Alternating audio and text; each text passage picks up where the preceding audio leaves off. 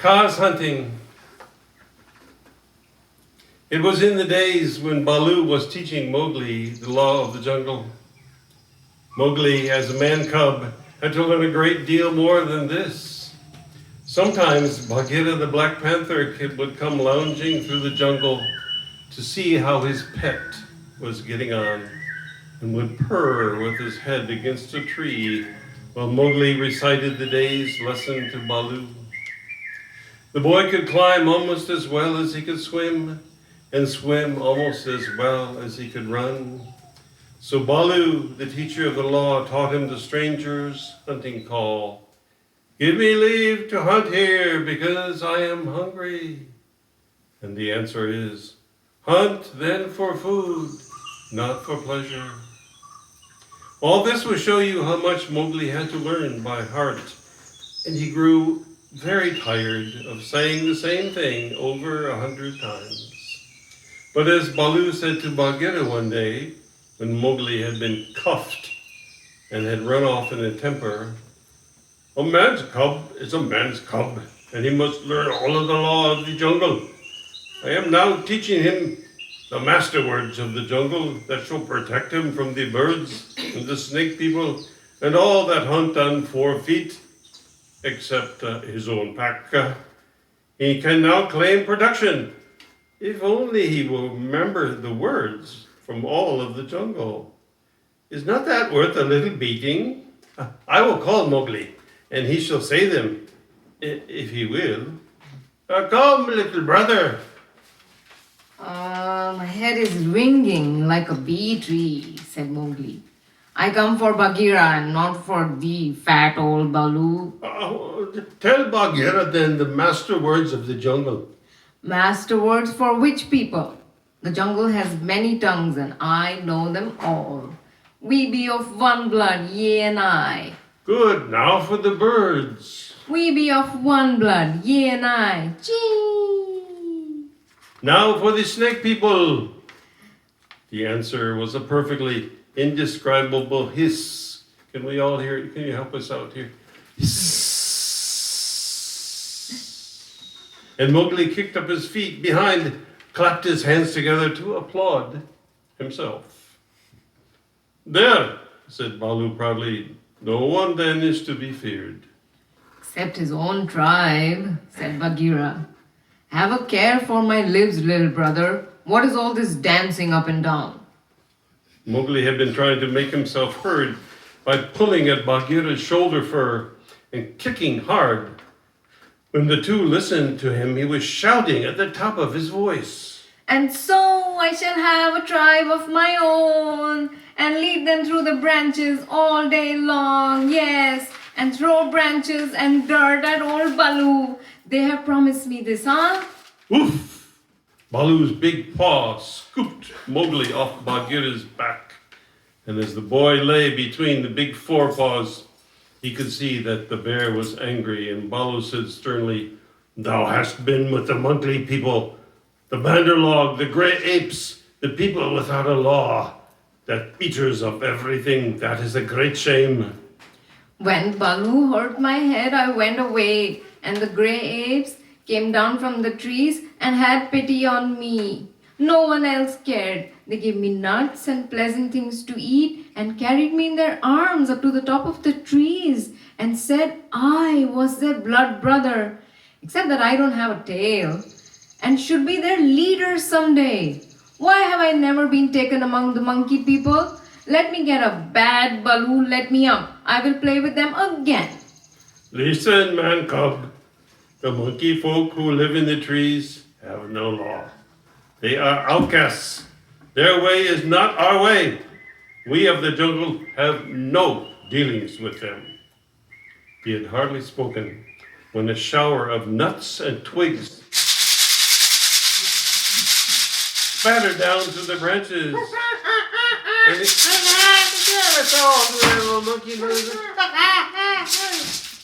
And they could hear coughings and howlings and angry jumpings high up in the air above the thin branches. The monkey people are forbidden in the jungle. Remember, said Baloo, not looking up. A fresh shower came down on their heads, and the two trotted away, taking Mowgli with them. The monkeys followed Baloo and Bagheera and Mowgli through the village, very quietly, till it was time for the midday nap.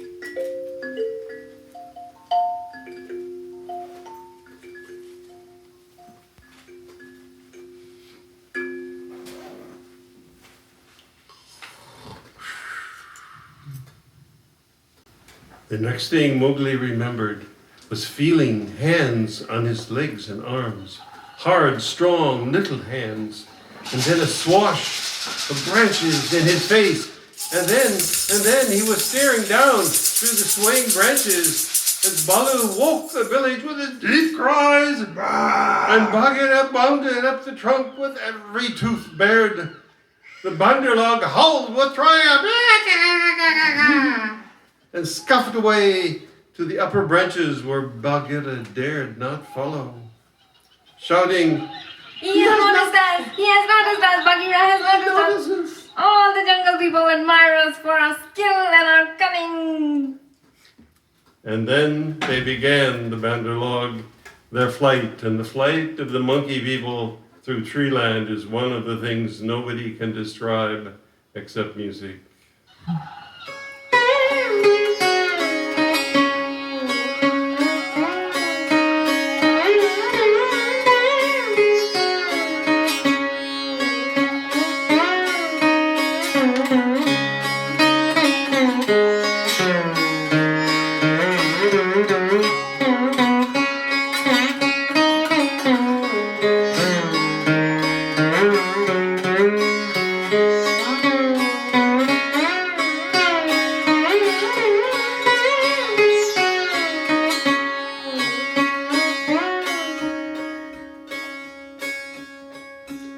The tribe of Bandar Log swept along the tree roads with Mowgli, their prisoner.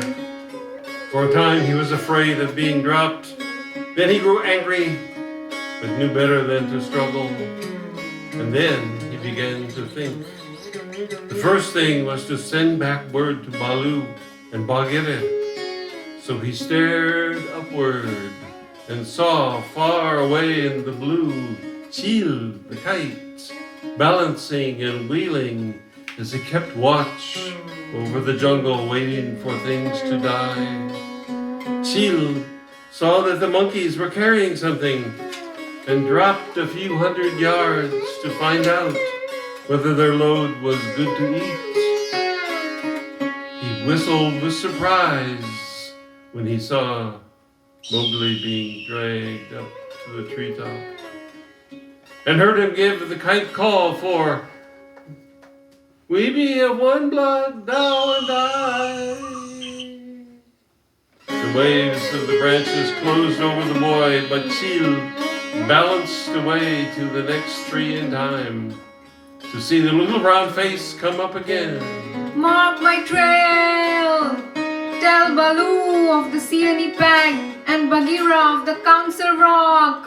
In whose name, brother? Mowgli the Frog. Man Cub they call me, Man Cub. Mark my trail! The last words were shrieked as he was being swung through the air, but Chil nodded and rose up till he looked no bigger than a speck of dust. And there he hung, watching with his telescope eyes the swaying of the treetops as Mowgli's escort whirled along. Meanwhile, Baloo and Bagheera were furious with rage and grief. "Oh, fool that I am," said Baloo. "Oh, fat, brown, root-digging fool that I am. What can we do? Let me think." The Bandar Log, they fear Kaa, the rock snake. He steals the young monkeys in the night. The whisper of his name makes their wicked tails cold. Let us go to Kaa.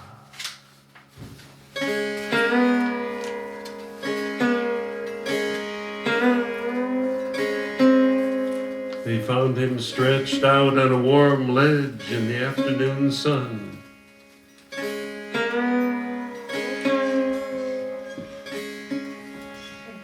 Admiring his beautiful new coat.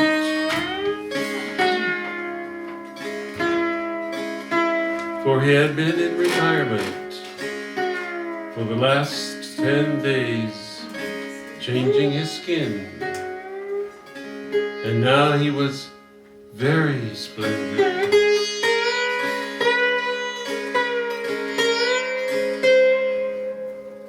darting his big blunt-nosed head along the ground and twisting the 30 feet of his body into fantastic knots and curves.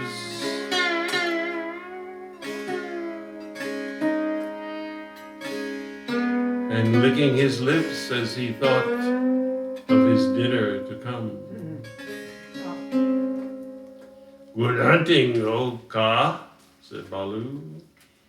Good hunting for us all, replied the huge python.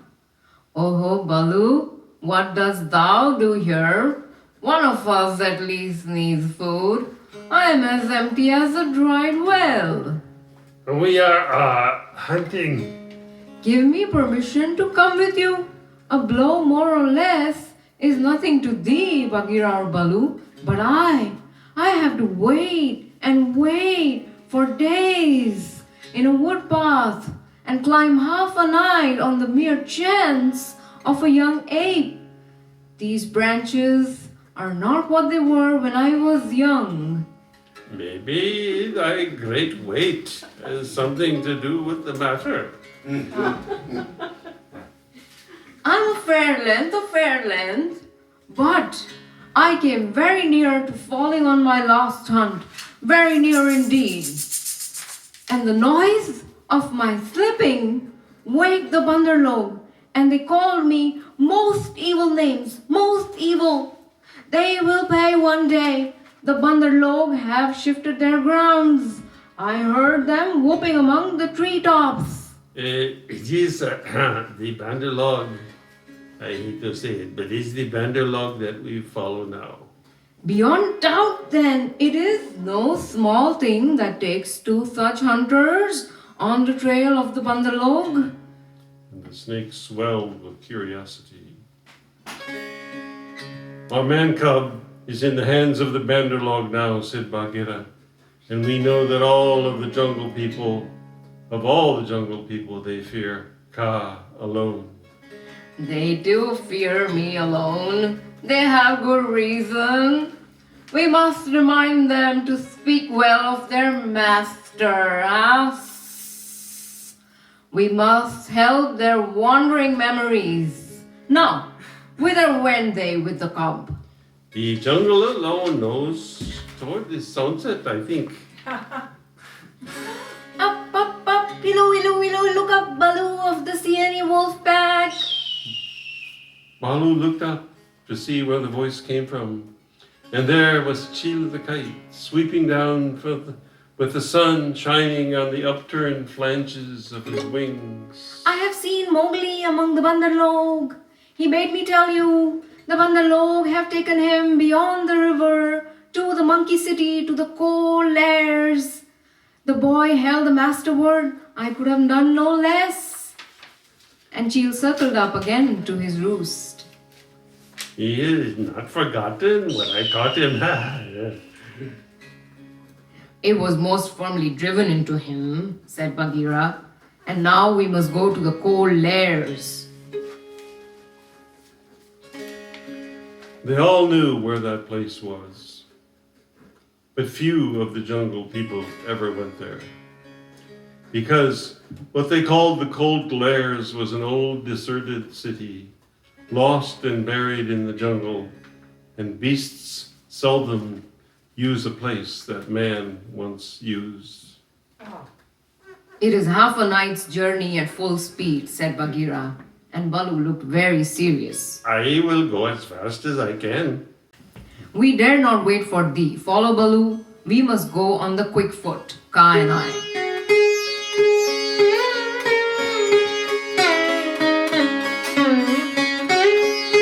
Bagheera hurried forward at the quick panther's canter.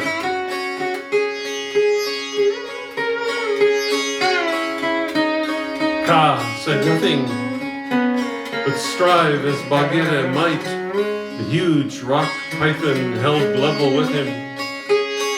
By the broken lock that freed me, said Bagheera, thou art no slow goer. I am hungry, said Kaa.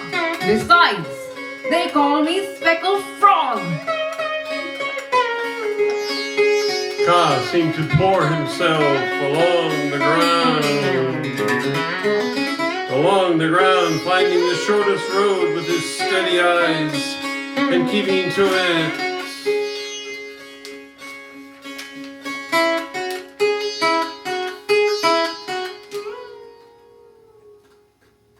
In the cold Lairs, the monkey people were not thinking of Mowgli's friends at all.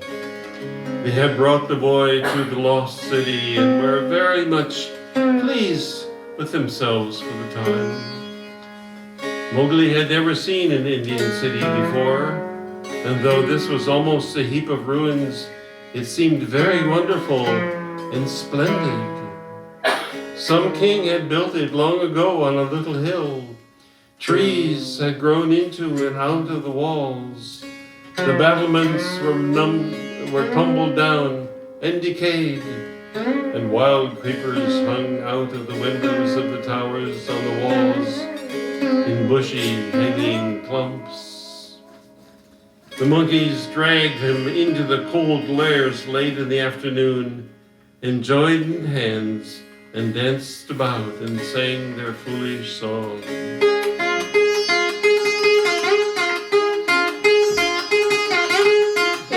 The monkey.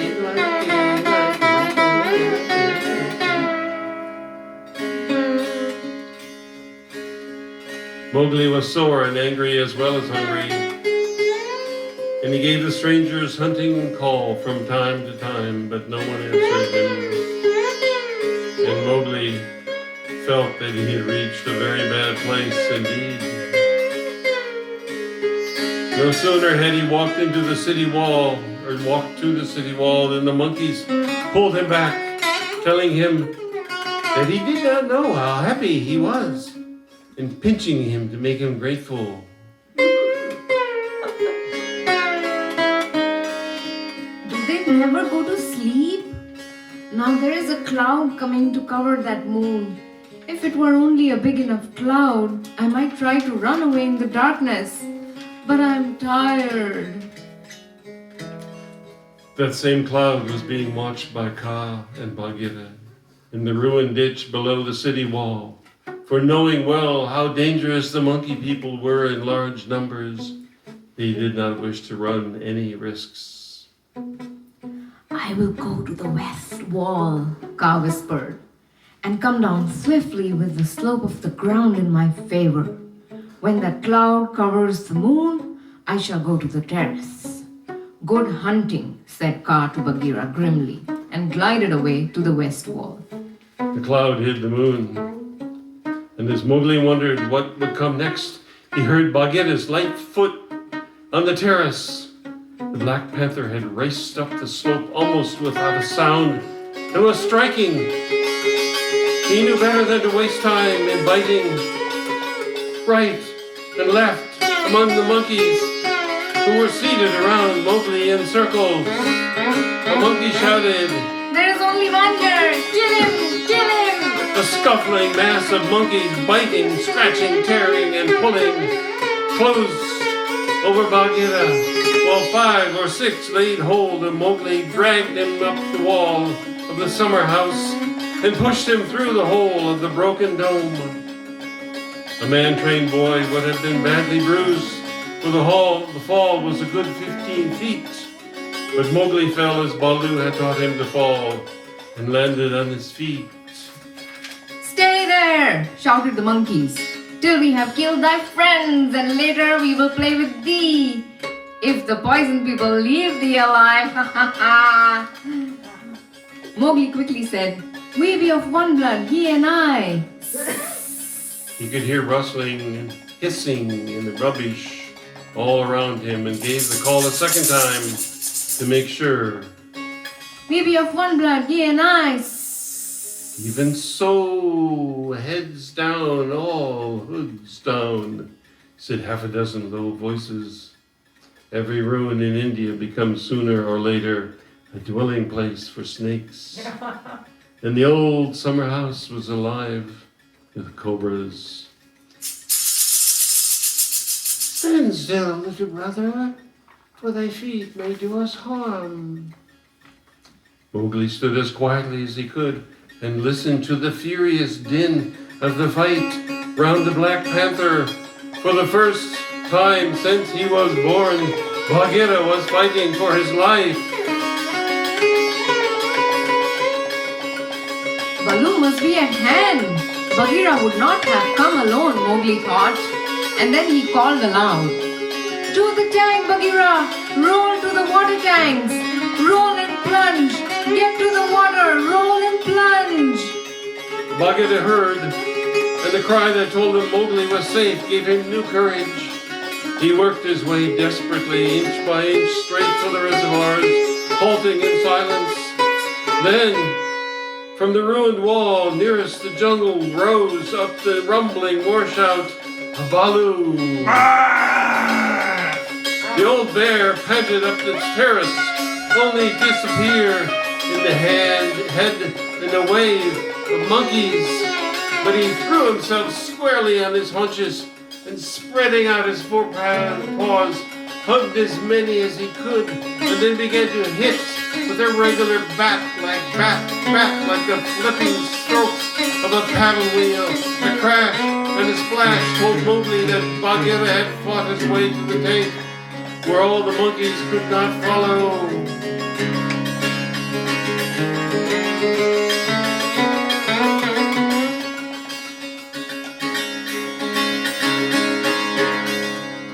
Then Kaa came straight quickly and anxious to kill.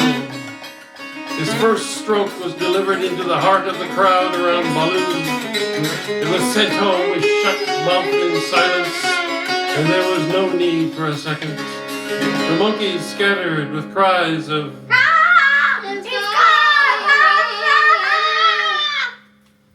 Kaa was everything that the monkeys feared in the jungle, for none of them knew the limits of his power. None of them could look him in the face, and none had ever come alive out of his hug. And so they ran, stammering with terror, to the walls and the roofs of the houses, and Baloo drew a deep breath of relief. Then Kaa opened his mouth for the first time and spoke one long, hissing word.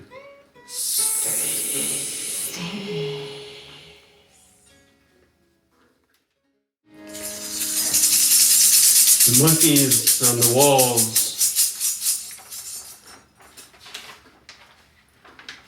stopped their cries. And in the stillness that fell upon the city, Mowgli heard Bagheera shaking his wet sides as he came up from the bag tank. Get the man cub out of that trap. I can do no more, Bagheera gasped. Let us take the man cub and go. They may attack again. They will not move till I order them, said Kaa. Stay you so. Kaa hissed, and the city was silent once more. Where is the manling? Here in a trap. I cannot climb out, cried Mowgli. The curve of the broken dome was above his head. Take him away. Take him away. He dances like Moor, the peacock. He will crush our young, said the cobras inside. Ah, said Kaa with a chuckle. He has friends everywhere, this manling. Stand back, manling, and hide, you, O poison people. I break down the wall now. Kaa looked carefully till he found a discolored crack in the marble tracery showing a weak spot, and then lifting up 6 feet of his body clear of the ground, sent home 6 full power, smashing blows, nose first. The screen broke and fell away in a cloud of dust and rubbish. And Mowgli leaped through the opening and flung himself between Baloo and Bagheera, an arm around each big neck. Art thou hurt? Said Baloo, hugging him softly. I am sore, hungry, and not a little bruised. But oh, they have handled ye grievously, my brothers. Ye bleed. Others also, said Bagheera, licking his lips and looking at the monkey dead on the terrace and round the tank. It is nothing, if thou art safe. Oh, my pride of all little frogs.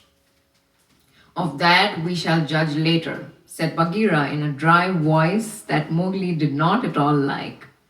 But here is Kaa, to whom we owe the battle, and thou owest thy life. Thank him according to our customs, Mowgli.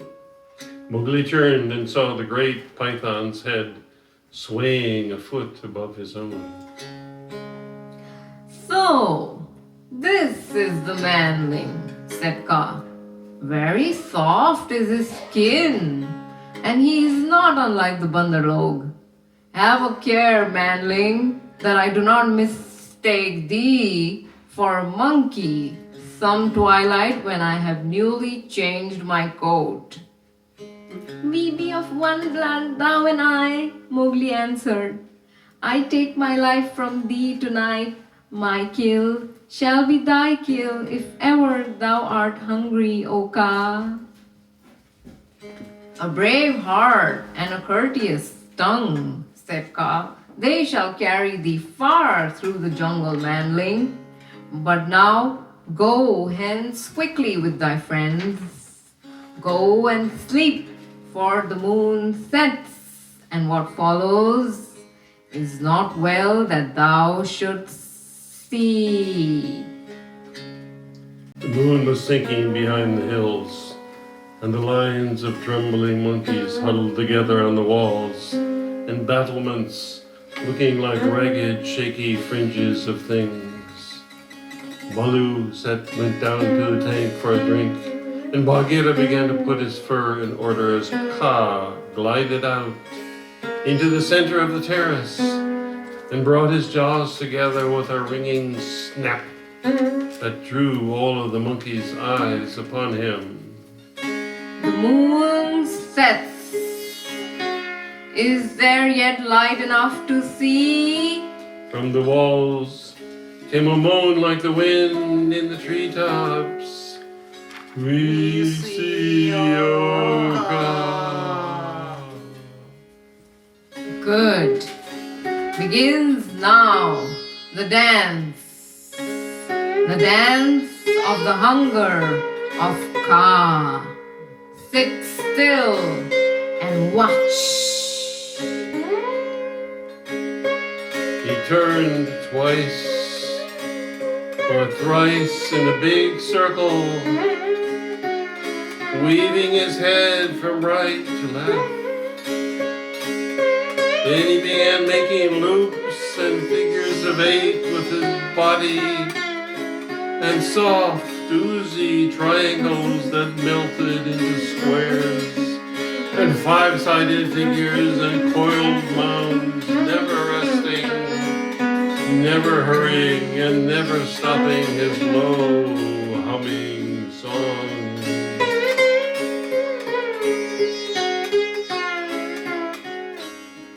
It grew darker and darker, till at last the dragging, shifting coils disappeared, but they could hear the rustle of the scales. Baloo and Bagheera stood as stone, growling in their throats, their neck hair bristling, and Mowgli watched and wondered. Bandar Log, can ye stir foot or hand without my order? Speak! Without thy order, we cannot stir, O Kaa. Good.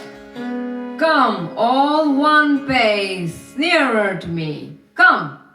The lines of the monkeys swayed forward helplessly, and Baloo and Bagheera took one stiff step forward with them. Nearer. And they moved again. Mowgli laid his hands on Baloo and Bagheera to get them away. And the two great beasts started as though they had been waked from a dream.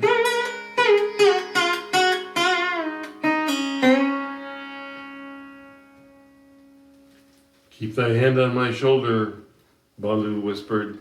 Keep it there, or I must go back to Kaa. It is only Kaa making circles on the dust, said Mowgli. Let us go. And the three slipped off through a gap in the walls to the jungle. Hoof, said Baloo when he stood under the still trees again. Nevermore will I make a friend of Kaa. And he shook himself all over. Oh, he knows more than we, said Bagheera, trembling. In a little time, had I stayed, I should have walked down his throat. Many will walk down that throat before the moon rises again. He will have good hunting after his own fashion. But it is nothing. We have the man cub. We have the man cub again. True. But he has cost us heavily in time, which might have been spent in good hunting, in wounds, in hair. I am half plucked along my back, and last of all, in honor. For remember, Mowgli, I, who am the Black Panther, was forced to call upon Kaa for protection, and Baloo and I were made stupid as little birds by the hunger dance. All this man cub came of thy playing with the Bandar Log. True, it is true, said Mowgli sorrowfully. I am an evil man cub, and my stomach is sad in me. What says the law of the jungle, Baloo? Baloo did not wish to bring Mowgli any more trouble, but he could not tamper with the law of the jungle, so he mumbled, Sorrow never stays punishment. But remember, Bagheera is very little. Oh, I will remember. But he has done mischief, and blows must be dealt now. Mowgli, hast thou anything to say? Nothing. I did wrong. Baloo and thou are wounded. It is just. Bagheera gave him half a dozen love taps. From a panther's point of view, they would hardly have waked one of his own cubs.